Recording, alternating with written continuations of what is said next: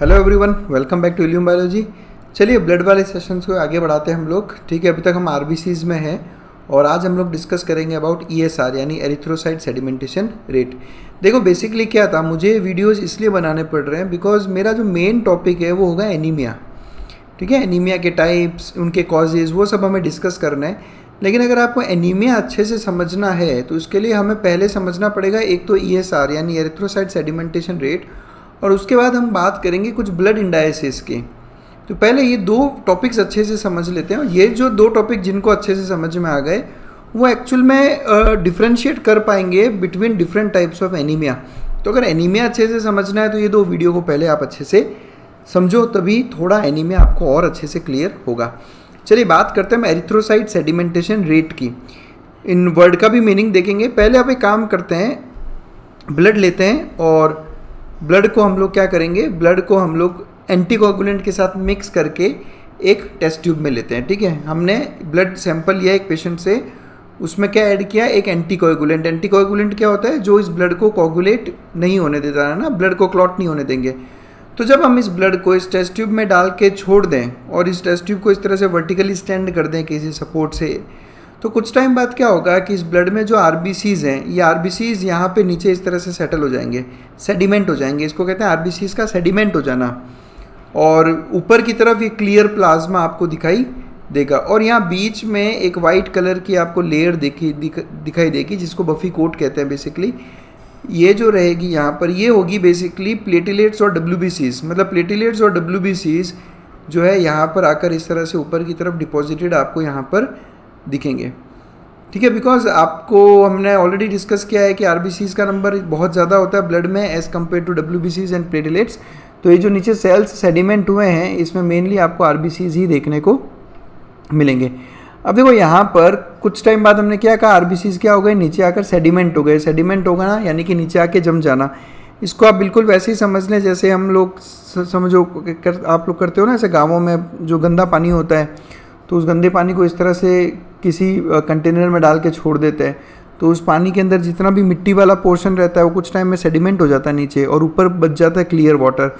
ठीक इसी तरह से आरबीसीज, डब्ल्यूबीसीज, प्लेटिलेट्स, जितने भी फॉर्म्ड एलिमेंट्स हैं, ये फॉर्म्ड एलिमेंट्स कुछ टाइम बाद नीचे आकर सेडिमेंट हो जाएंगे और ऊपर बच जाएगा एक क्लियर प्लाज्मा। तो ये जो आरबीसीज का नीचे सेडिमेंटेशन हुआ है उसका रेट क्या है। रेट मतलब वो किस रेट से, यानी कि कितने टाइम में कितना इनका सेडिमेंटेशन हुआ, उसको हम कहते हैं एरिथ्रोसाइट सेडिमेंटेशन रेट। जब भी हम वो वर्ड यूज़ करते हैं ना रेट, तो रेट मतलब उसका रिलेशन टाइम के साथ में। ठीक है, तो इसी को कहा जाता है ईएसआर या एरिथ्रोसाइट सेडिमेंटेशन रेट, यानी एरिथ्रोसाइट्स किस रेट पे नीचे सेटल डाउन हो रहे हैं, सेडिमेंट हो रहे हैं, उसी को आप कहते हो ईएसआर। यानी अगर ब्लड को मिक्स करूँ मैं किसी एंटीकोगुलेंट के साथ और उसको स्टेंड कर दूँ, छोड़ दूँ उसको एक वर्टिकल ट्यूब में, तो रेड सेल्स सेटल डाउन होने लगेंगे ग्रेविटी की वजह से, जिसमें अब पीछे बच जाएगी एक supernatant layer of clear plasma. Supernatant क्या होता है, सुपरनेटेंट ये जो पीछे ऊपर क्लियर लिक्विड बच जाएगा ना यहाँ पे, इसको हम कहते हैं सुपरनेटेंट कहते हैं केमिस्ट्री में। यहाँ पे सुपरनेटेंट किसका बना है, ब्लड प्लाज्मा का। तो वो रेट जिस पे एरिथ्रोसाइट सेटल डाउन होते हैं उसको हम कहते हैं एरिथ्रोसाइट सेडिमेंटेशन रेट। इसको आप सेडिमेंटेशन रेट भी कह सकते हो, सेड रेट भी कह सकते हो, या फिर इसको बिर्नाकी रिएक्शन भी कहते हैं, क्योंकि बिर्नाकी ने सबसे पहले ईएसआर को जो है वो इसकी बात की थी, इसलिए इसको बिर्नाकी रिएक्शन कहा जाता है। बेसिकली एक सिंपल सा टेस्ट है ना, इनएक्सपेंसिव टेस्ट है, कोई खर्चा इसमें ज़्यादा खास होता नहीं, पर ये टेस्ट कैसा है, नॉन स्पेसिफिक टेस्ट है।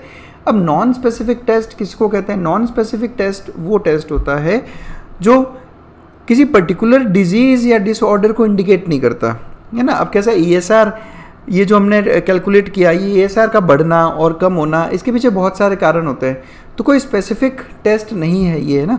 तो ये नॉन स्पेसिफिक है क्योंकि ये it can not indicate the exact location और कॉज ऑफ डिजीज़, कि डिजीज़ कहाँ पर है और एग्जैक्ट डिजीज़ का कॉज क्या है, इसके बारे में ये नहीं बता पाता है, ये स्पेसिफाई नहीं कर पाता, इसलिए नॉन स्पेसिफिक टेस्ट कहलाता है।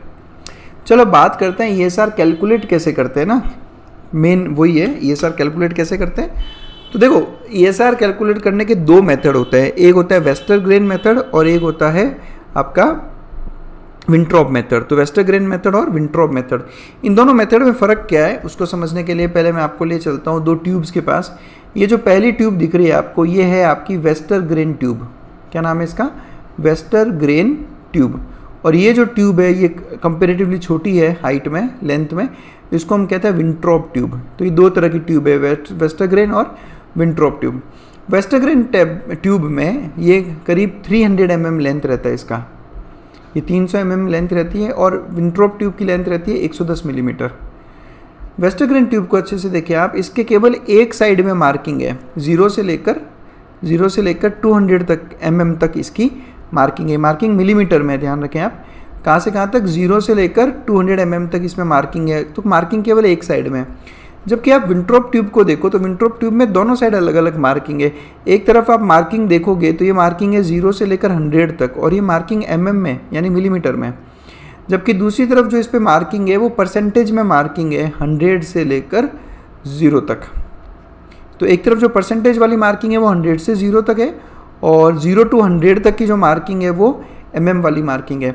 अब ये दो अलग अलग मार्किंग क्यों है विंट्रॉप ट्यूब में, तो उसको समझो आप। देखो, जो वेस्टरग्रेन ट्यूब है जिसमें केवल एक तरफ मार्किंग है, ये मार्किंग ESR के लिए है, यानी एरिथ्रोसाइट्स किस रेट पर सेडिमेंट हुए हैं। जैसे कि समझो, मैंने इस केस में यहाँ बात करते हैं, हमने इसमें ब्लड डाला, और ब्लड डालने के बाद में हमने इसको घंटे भर के लिए छोड़ दिया। तो जब घंटे भर के लिए छोड़ा तो समझो ये यहाँ पर आके ये सेडिमेंटेशन का लेवल यहाँ तक है। तो ये करीब समझ लो, ये अगर यहाँ पे 10 है तो करीब 7 to 8, तो हम कहेंगे कि ESR क्या है, 7 to 8 mm/h, यानी एक घंटे में 7 से 8 मिलीमीटर तक सेडिमेंटेशन हुआ है। तो इस तरह से कैलकुलेट कर लिया।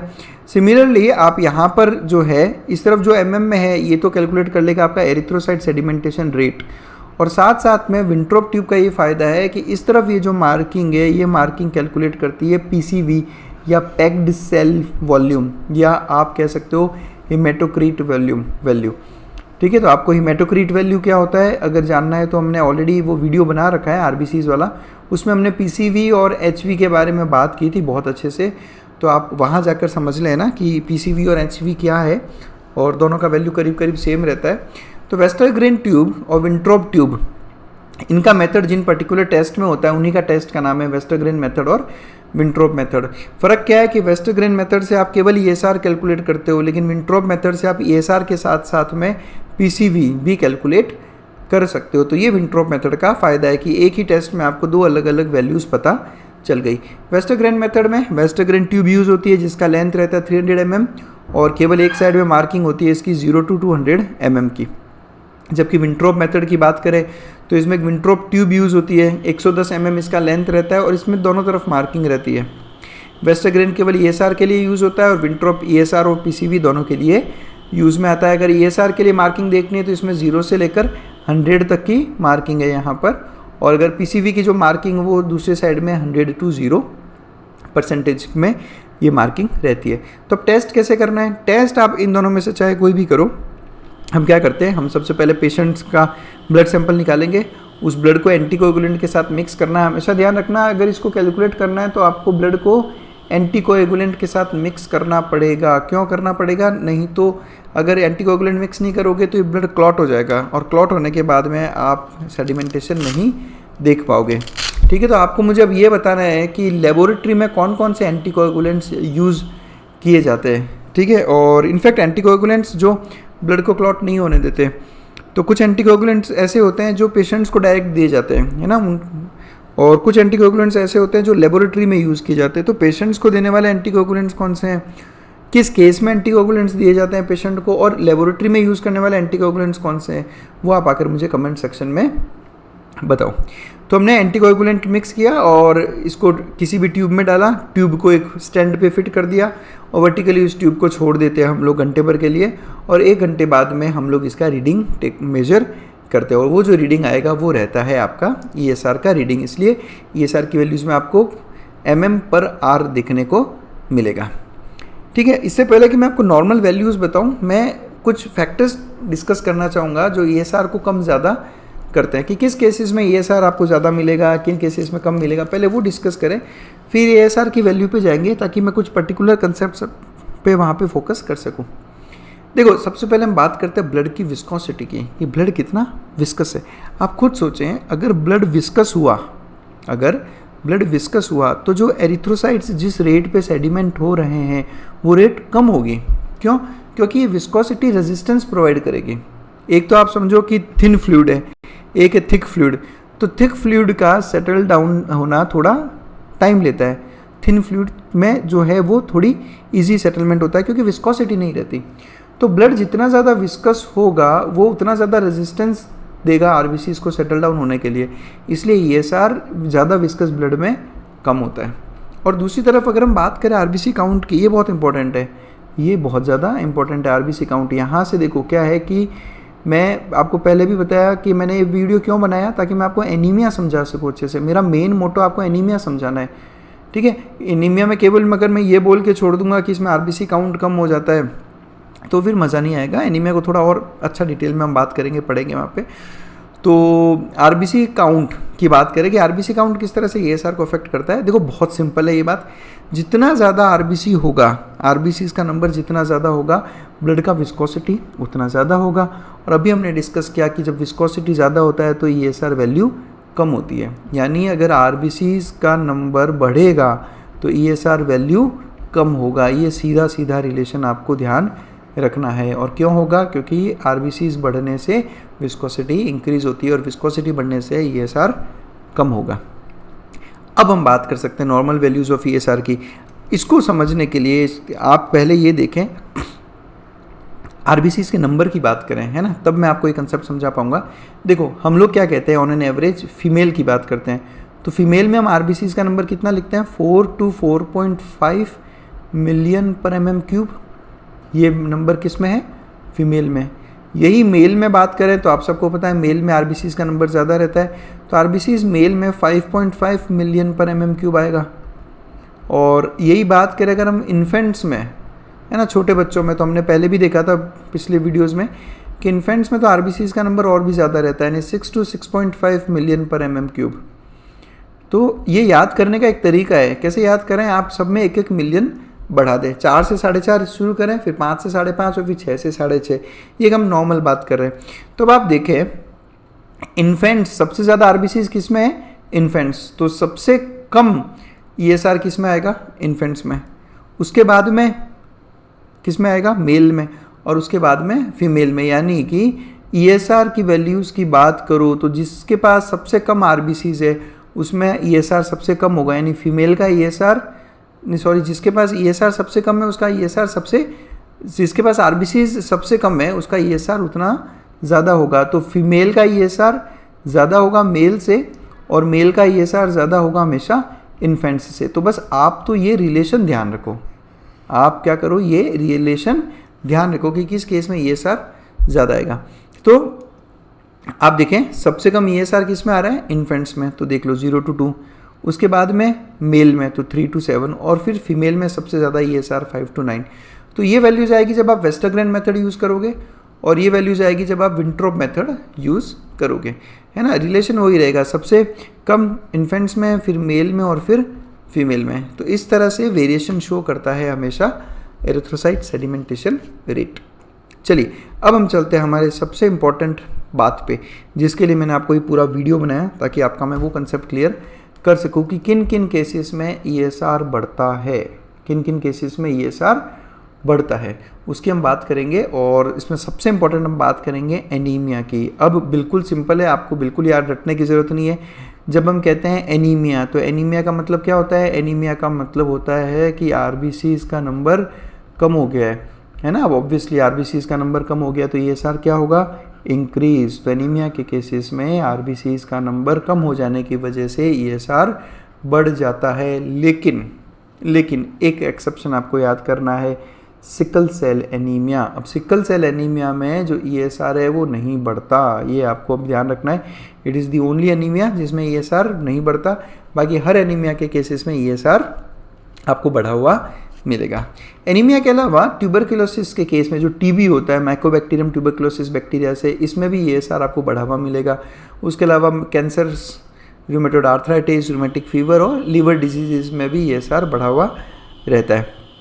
और कौन से केसेस में ईएसआर कम होता है? तो एलर्जिक कंडीशन, ये याद रखें आप, एलर्जी के केसेस में आपको ईएसआर हमेशा कम मिलेगा। और सिकल सेल एनीमिया अभी हमने डिस्कस किया। अब आप यहाँ पे ना मैं बहुत अच्छी चीज़ बताता हूँ आपको, एलर्जी से रिलेटेड है ना, सीधा याद कर लेना आप यहाँ पे, है ना, ये एक बहुत अच्छा तरीका है याद करने का। जब भी आपके दिमाग में एलर्जी की बात आए, जब भी आपके दिमाग में एलर्जी की बात आए, आपके दिमाग में 3 चीज़ें आएगी, एक पहला ई, दूसरा ई और तीसरा ई। एलर्जी के केस में आप हमेशा 3 ई की बात करेंगे। पहला ई कौन सा कहोगे? पहला ई है इओसिनोफिल्स। इओसिनोफिल्स याद रखना, जब भी एलर्जी होती है इओसिनोफिल्स का नंबर बढ़ जाता है। कमेंट सेक्शन में आओ और अगर किसी को पता हो तो मुझे बताओ कि एलर्जी के केसेस में इओसिनोफिल्स का नंबर क्यों बढ़ जाता है, जबकि एलर्जी होती है हिस्टामिन की वजह से। एलर्जी किसकी वजह से होता है आप सबको पता है? हिस्टामिन नाम का एक केमिकल जो है रिलीज़ किया जाता है मास्ट सेल्स से या बेजोफिल्स से, जो एलर्जी कॉज करता है। लेकिन एलर्जी के केसेस में इओसिनोफिल्स का नंबर बढ़ जाता है। तो पहला ई क्या है? इओसिनोफिल्स। ठीक है, दूसरे ई की बात करते हैं। दूसरे ई में इम्यूनोग्लोबुलिन ई के बारे में पढ़ा होगा आपने। एंटीबॉडी के 5 टाइप होते हैं, IgG, IgA, IgM, IgD और IgE, गमदे। तो ये जो गमदे वाले 5 एंटीबॉडीज़ हैं, इनमें से IgE हमेशा बढ़ता है कब? एलर्जी के केस में। मैं आपको सीधा याद करवा रहा हूँ, है ना। आप जिन लोगों को एलर्जी रहती है ना, उन लोगों के ब्लड टेस्ट देखना आप कभी, उनमें आपको इओसिनोफिलिया दिखेगा, यानी इओसिनोफिल्स का नंबर बढ़ जाना, उनमें आपको IgE बढ़ा हुआ दिखेगा। और तीसरा है ई, यानी कि ESR कम होता हुआ दिखेगा आपको एलर्जी के केस में। तो 2 ई बढ़ते हैं और 1 ई हमेशा कम होता है। किस केस में? एलर्जी के केस में। तो एलर्जी मतलब 3 ई, जिसमें से 2 ई बढ़ा दो और 1 ई कम कर दो। तो इस तरह से आप ब्लड जो टेस्ट की रिपोर्ट्स आती है उस हिसाब से आप डिसाइड करते हो। तो चलो नेक्स्ट वीडियो में हम लोग बात करेंगे एनीमिया, और उस एनीमिया से पहले एक और वीडियो रिलीज़ करूँगा मैं, जिसमें हम बात करेंगे कुछ ब्लड इंडायसिस की। बहुत इंपॉर्टेंट इंडायसिस है वो, उनको समझना है अच्छे से, ताकि आपको एनीमिया में डिफ्रेंशिएट करना आ जाएगा आपको कि कौन से टाइप का एनीमिया पता चलता है आपको अलग अलग इंडायसिस के थ्रू। आपको अगर फिर भी किसी तरह के डाउट हो या आप मुझसे कुछ इंटरेक्ट करना चाहो तो आप मुझे इस व्हाट्सएप नंबर पे व्हाट्सएप छोड़ सकते हो, मेरी मेल आईडी पे मेल कर सकते हो, मेरे को इंस्टाग्राम पे भी आप मैसेज कर सकते हो। अगर आप हमारे चैनल के मेंबर हो तो आप मुझे मेरे व्हाट्सएप नंबर पे अपना नाम और डिटेल्स लिख के दें, ताकि मैं आपको अपने इल्यूम बायोलॉजी ग्रुप में ऐड कर सकूँ। Thanks a lot for connecting.